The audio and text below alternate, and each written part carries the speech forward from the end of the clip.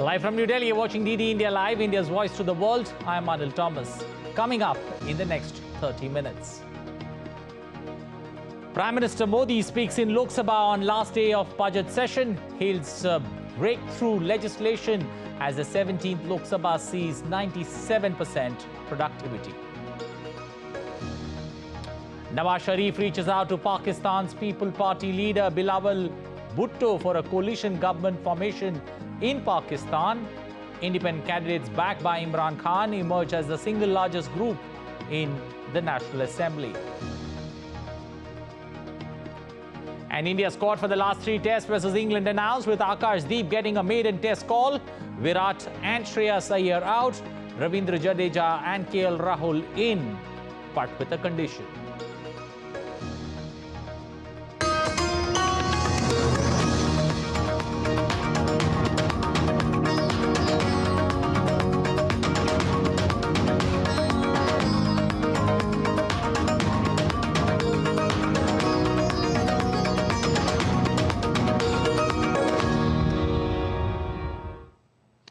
Prime Minister Modi addressed the concluding session of the 17th Lok Sabha proceedings. He said that the 17th Lok Sabha has seen 97% productivity.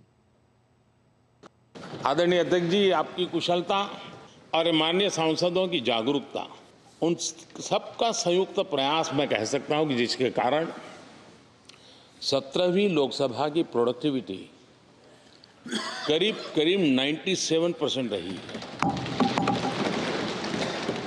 97% productivity अपने आप में प्रसन्नता का विषय है, लेकिन मुझे विश्वास है कि आज जब 17वीं लोकसभा की हम समाप्ति की तरफ बढ़ रहे हैं, तब एक संकल्प लेकर के 18वीं लोकसभा प्रारंभ होगी कि हम हमेशा 100% से ज़्यादा प्रोडक्टिव वाली हमारी कार्यवाही करेंगे, और उसमें भी 7 सत्र 100% से भी ज़्यादा प्रोडक्टिविटी वाले रहेंगे। Prime Minister also said that Article 370 was also abrogated during the Lok Sabha term. अनेक पीढ़ियों ने एक संविधान इसके लिए सपना देखा था, लेकिन हर पल उस संविधान में एक दरार दिखाई देती थी, एक खाई नजर आती थी, एक रुकावट चुभती थी। लेकिन इसी सदन ने आर्टिकल 370 हटा के संविधान के पूर्ण रूप को, उसके पूर्ण प्रकाश के साथ उसका प्रकटीकरण हुआ।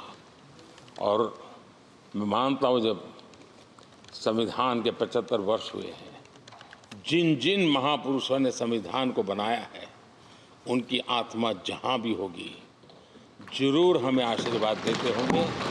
ये काम हमने पूरा किया। जम्मू कश्मीर के लोगों को सामाजिक न्याय से वंचित रखा गया था। आज हमें संतोष है कि सामाजिक न्याय का जो हमारा कमिटमेंट है, वो हमारे जम्मू कश्मीर के भाई बहनों को भी पहुंचा करके हम आज एक संतोष की अनुभूति कर रहे हैं। But for more on the story, Vikas Sarthi joins us live from Parliament. Vikas, good evening. Vikas, looking at the Prime Minister's speech there, on the last day of the 17th Lok Sabha, he's presented a report card of all that the government has done in the last 5 years, and also presented an outline for the next 25. Right, Anil. As far as the government's achievements are concerned, Prime Minister has also spoken on the previous occasion as well. But since it's the last day of 17th Lok Sabha, he also reminded that what is the way ahead. And he said that the next 25 years are very crucial for the country. Whatever his government has done in the past 5 years, and he particularly in last 10 years, has created a generational change. He pointed out that this government worked on reform, perform and transform, and these 3 are the factors on the basis of which now Indian economy has become the 5th largest economy, and in the coming days the government is confident, Modi government is confident that we are going to become the 3rd largest economy in the world. So in a way he gave a kind of a report card.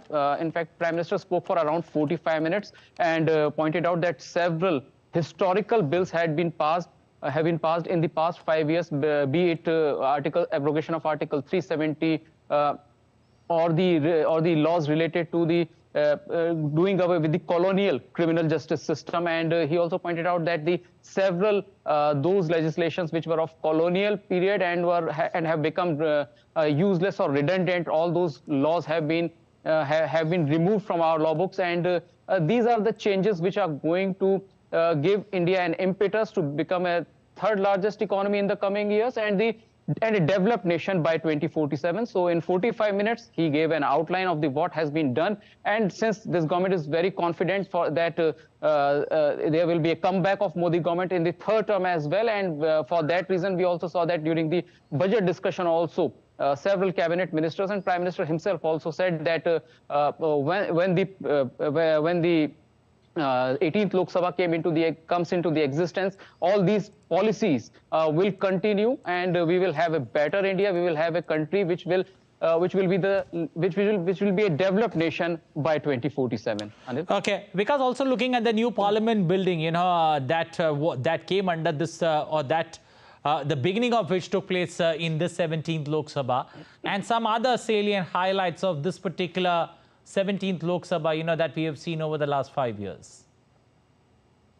Exactly, that was a historic moment. We had a special session, and the very interesting thing that the very first session, which was a special session, where government brought women reservation, 33% women reservation bill in the new parliament premises. That was a historic day, and several such decisions have been taken in the past 5 years. And in fact, Prime Minister outlined few of them. He didn't spell out all the things which have been done in the past 5 years, but what are the major achievements have been in last 5 years, those were outlined by the Prime Minister. But he did mention the abrogation of Article 370, that how it has brought the backward communities, scheduled caste and scheduled tribe community in the mainstream in the Jammu and Kashmir. And apart from it, he also said that we have brought women reservation bill, which will ensure that women get a proper representation in legislative assemblies and in the Lok Sabha as well. So he just pointed out some of the very important steps which have been taken in the past. It was not a very lengthy speech, given the fact that it was the last day of the 17th Lok Sabha. Prime Minister spoke for almost 45 minutes, and in that limited period, in that limited time, he spelled out some of the achievements of this 17th Lok Sabha and the government and the central government in particular. Okay, Vikas, we'll leave it there. Thank you. Appreciate you joining us this evening, bringing us the latest on the updates there from that final day of the 17th session, 17th Lok Sabha that concludes today with the final day of Parliament. Staying with Parliament, the upper house, Rajya Sabha, took up a discussion on the white paper on the economy. Finance Minister Nirmala Sitharaman listed out her government's achievements during the last 10 years.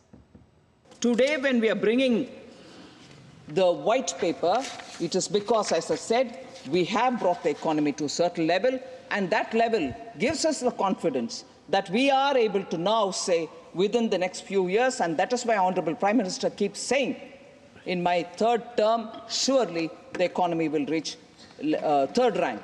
And this is not without reason. Well, India's Union Home Minister Amit Shah on Saturday, that's today, announced that Citizenship Amendment Act, or the CAA 2019, will be notified and implemented before the upcoming Lok Sabha elections. He said this while speaking at the ET Now Global Business Summit. Here's a detailed report. India's Union Home Minister made a big announcement on Saturday while speaking at the ET Now Global Business Summit. The minister said that the Citizenship Amendment Act 2019 will be notified and implemented before the upcoming Lok Sabha election. CAA देश का कानून है, इसका notification निश्चित रूप से हो जाएगा. चुनाव के पहले ही CAA को अमल में आना है, इसमें किसी को कंफ्यूजन रखना नहीं है. Union Minister Shah further stressed that the act is to provide citizenship and not to take away anyone's citizenship. The Citizenship Amendment Act, or CAA, was passed in the Indian Parliament on December 11, 2019, amending the Citizenship Act of 1955 after facing persecution in Pakistan, Afghanistan and Bangladesh. Citizenship Amendment Act 2019 enables 6 minority communities to apply for Indian citizenship. 6 minority communities from 3 specified countries in India because of persecution on grounds of their religion to apply for Indian citizenship. It does not amend any existing legal provision. CAA has been in public domain since 2016. CAA was cleared by a 30-member parliamentary committee from both houses. Central government will frame rules to operationalize the provisions of CAA. Migrants will have to apply online, and the competent authority would see whether they fulfill all the qualifications for registration or naturalization as an Indian citizen. This act was introduced by Prime Minister Narendra Modi-led government with an aim to confer Indian citizenship to refugees who came to India before December 2014. With Nikita's report, Siddharth Bharadwaj, DD India. Well, Pakistan's Chief of Army Staff, Asim Munir, congratulated the country on Saturday for the successful conduct of its national elections, saying the country needed stable hands to move on from the politics of anarchy and polarization. 2 former Prime Ministers, Nawaz Sharif and Imran Khan, both declared victory on Friday. Meanwhile, the US, Great Britain and the European Union expressed concern over Pakistan's electoral process. Here's a comprehensive report on what lies ahead for Pakistan. Election results in Pakistan have pulled many a surprise this time around. The independents, backed by jailed former Prime Minister Imran Khan, registered victory at more than 90 seats for National Assembly. Imran Khan addressed his party workers through AI voice, claiming clear victory. My fellow Pakistanis, yesterday you laid the foundation for Hakiki Azadi, true freedom, with your votes. I congratulate each and every one of you for winning the 2024 election. I had complete faith in you that you would come out and vote. Now, nothing can hinder our progress. Despite 2 years of injustice and atrocities, we have won the 2024 election with a 2/3 majority. Everyone has witnessed the power of your vote.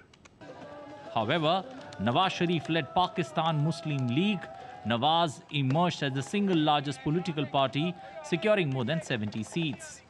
Sharif's party was followed by Pakistan People's Party, PPP, winning more than 50 seats. Both parties agreed to form a coalition government.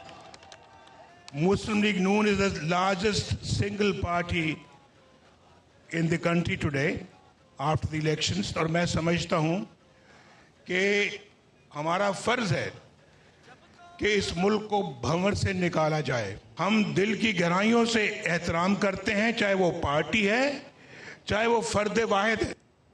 Pakistan Army Chief Asim Munir congratulated the country for the successful conduct of its national elections, saying the nation needed stable hands to move on from the politics of anarchy and polarization.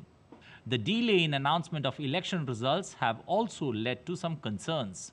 A senior aide of Imran Khan said that protests will be held on Sunday if complete poll results are not announced by tonight.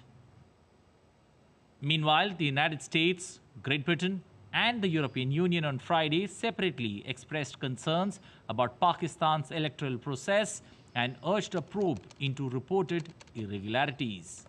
Analysts predicted that there may be no clear winner and it cannot deliver economic benefit. It will be a hung parliament, and hung parliament actually cannot deliver some economic benefit to the people of Pakistan, because the present situation regarding Pakistan's economic and social and political is very precarious. So we have to see that how this coalition government comes to power, they can solve these problems. In another development after the poll result, Pakistan Anti-Terrorist Court on Saturday granted bail to jailed Imran Khan in 12 cases linked to the May 9th attacks on military installations. Aman Kumar Himanshu's report for DD India. Well, still to come on this edition of DD India Live. Russian offensive continues. Drone attacks kill 7 in Ukraine's Kharkiv. Former US President Donald Trump secures a landslide victory in the Nevada Republican Party's caucus.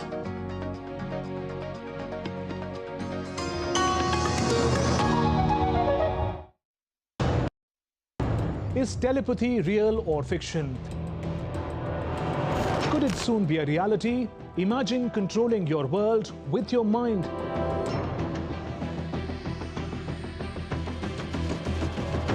Elon Musk's brain chip promises telepathy for real.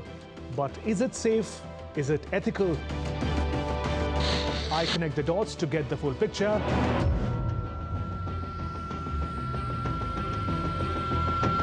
Watch Connecting the Dots on DD India.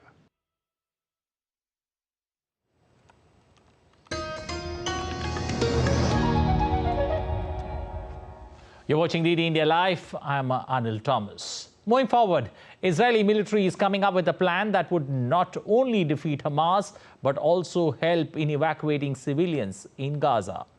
Now, security establishment in Israel is asked to submit to the cabinet a combined plan for evacuating the population and destroying the battalions. Over 1 million Palestinians have sought refuge in the city near the Egyptian border, prompting escalating tensions in the region. The development has prompted concern from the US. DD India's Sally Patterson tells us more. In a televised address, US President Joe Biden says Israel's actions in Gaza had been over the top. He said, quote, "A lot of innocent people are in trouble and they're dying and it's got to stop." The president's comments are being seen as his sharpest criticism so far of Israel since the war broke out. Separately, National Security Council spokesman John Kirby said the United States would not support a major Israeli military operation in Rafah under current conditions. Just hours later, Israeli Prime Minister Benjamin Netanyahu said he ordered the military to prepare a plan to evacuate civilians from Rafah ahead of an expected Israeli invasion. Israel says that after more than 4 months of war, the city is the last remaining Hamas stronghold in Gaza. Figures released by the Strip's health ministry on Friday show at least 27,000 people have been killed in Gaza since fighting began on October 7th. Meanwhile, families of hostages still being held in Gaza are demanding the release of their loved ones as the fighting rages on. Sally Patterson in New York, reporting for DD India. India's External Affairs Minister Dr. S. Jaishankar started the day 2 of the 7th Indian Ocean Conference with a discussion with his Australian counterpart. India's External Affairs Minister attended a fireside chat with his friend Penny Yong. The leaders discussed ties between the two countries, the Indian Ocean architecture, and also shared interest in the Indo-Pacific region. In history, people from the Pacific Islands who would actually probably the greatest navigators of their times, who would come deep into the Indian Ocean. You know, there are communities in Madagascar, Arabs who sailed from the Gulf to China. You had Indians. I mean, if you look at Indian cultural footprint, both sides, I mean, all the way to East Africa on the one side, Southeast Africa, to the Fujian coast in China. Well, the External Affairs Minister lauded the relations, especially between the Quad countries, India, Australia, US and Japan. This is an Indian perspective. It also reflects for us three very important relationships with Australia, with the US, with Japan, which have transformed after the end of the Cold War. So if you look at the big picture change and then these three key relationships, three bilateral relationships changing, then they kind of come together today to really create the Quad. Well, post-discussions with Australian Finance Minister Wong, India's External Affairs Minister Jaishankar visited the Selaini Avenue in Perth. The avenue is named after Nain Singh Selaini, an Indian origin soldier honoured in Australia.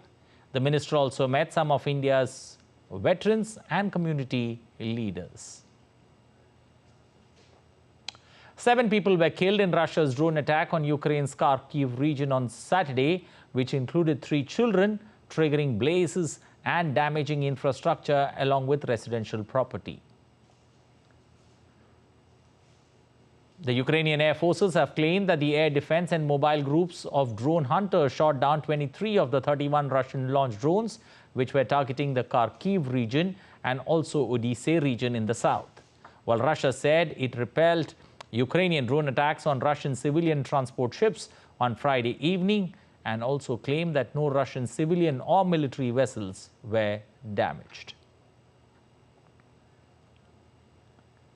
Former US President Donald Trump secured a landslide victory in the Nevada Republican Party caucus, claiming 99% of the vote and all of the state's delegates. This win further solidifies his lead in the race for the presidential nominee, with his closest competitor, Nikki Haley, not even present on the ballot.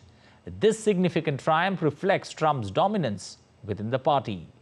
DD India's correspondent Benji Haya has the latest.